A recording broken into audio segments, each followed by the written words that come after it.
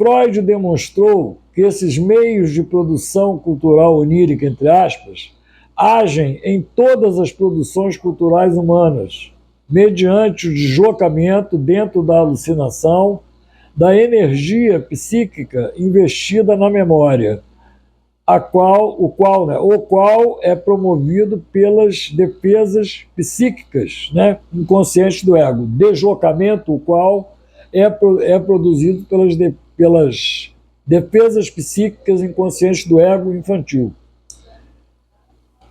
Pela condensação desta energia deslocada em representações especialmente escolhidas para, abre aspas, amenizar os aspectos angustiantes das representações originais que deram origem ao sonho, e pela a expressão dos pensamentos verbais através de imagens. Tá?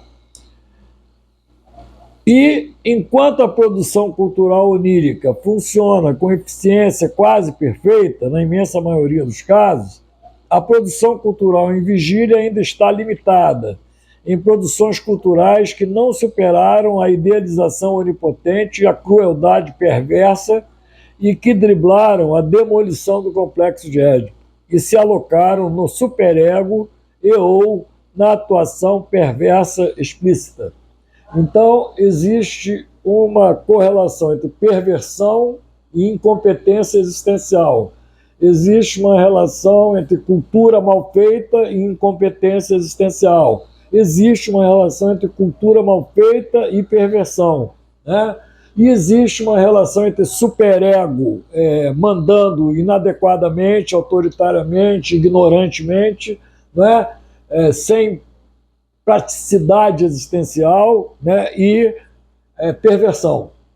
Então, nós estamos lidando com todas essas coisas e a gente precisa saber onde que nós estamos parados, mal parados, amparados, desamparados, né? Porque o que a gente vê atualmente aí é a falência de várias propostas anteriores aí, o presidente da União Soviética dizendo que vai começar uma terceira guerra a qualquer momento, já está em guerra com a Ucrânia, né?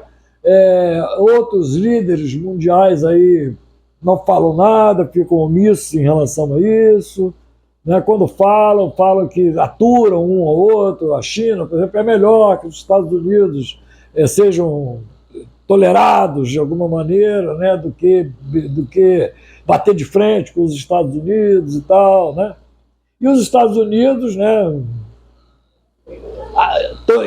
tolerando, engolindo, né, a Rússia, né, a China, né, os três grandes aí mercados, os três grandes produtores aí, os três grandes geradores de economia, né, de dinheiro, que dominam o mundo, né, tem essa relação hostil entre si e hostil principalmente com os indivíduos humanos. Então, esse é que é o ponto principal do nosso trabalho. Depois de Freud, né, nós vimos que não é possível a pessoa ficar bem aqui nesse mundo sem ela cuidar da individualidade dela. Nós estamos aqui para fazer um trabalho individual, basicamente, não um trabalho coletivo em todos os sentidos. Olha só, eu não tenho como fazer compromisso com ninguém, nem prometer nada para ninguém se eu não tiver saúde. Se eu tiver com câncer terminal, eu vou ter que ver como é que eu vou morrer, né, e como é que vai ser a minha morte. Né? Eu não tenho como fazer compromissos com coisas secundárias, né, como grupos, por exemplo, e abandonar completamente a minha estrutura psicossomática que precisa de mim. Então, por exemplo, se eu estiver deprimido, eu perco o meu sistema imunológico. Com isso, eu posso pegar uma tuberculose e morrer, eu posso pegar uma pneumonia e morrer. Né? Eu posso ser uma vítima da Covid mais fácil porque eu estou com o sistema imunológico abalado por causa da minha depressão. Tá? Então, esse tipo de coisa não tem como quebrar, não tem como acabar com isso. Não tem como fazer políticas públicas sem considerar isso. Não tem como. Mas já tem gente demais, 9 bilhões de pessoas, então pode morrer aí uns 50 bilhões, mas não tem nem 50 bilhões, só tem 9, porra. Né?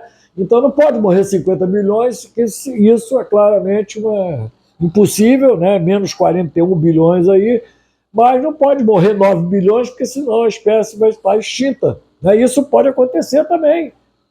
Uma supernova pode explodir, tem uma que explodiu aí, já está explodindo, ou vai explodir daqui no máximo 100 mil anos, ou pode ter explodido já agora, né?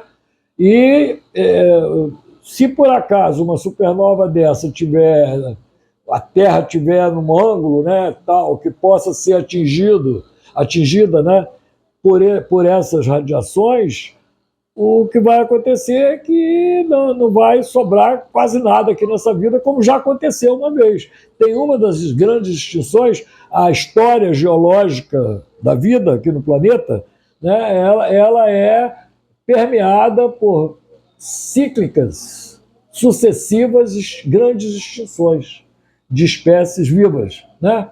E uma dessas aí ocorreu que não sobrou quase nada. Né? É uma verdadeira reciclagem. Não há garantia nenhuma, né, de que a gente possa continuar com essa expectativa de que vai estar vivo daqui a 100 anos, daqui a 100 mil anos. Outro dia mesmo passou raspando aí um asteroide, acho que foi anteontem, que nem falaram muito dele, mas era um asteroide relativamente perigoso. Parece que passaram dois, abaixo da altura do satélite. Passou aí. Fora os que, apófitos, né, por exemplo, que pode, daqui ao final aí da década de 2029, se não me engano, pode se chocar com a Terra. E uns dizem que não, outros dizem que pode, outros dizem que vai. Né? Então a gente está aí dependendo aí daqueles que conseguiram colocar os satélites aí. Né?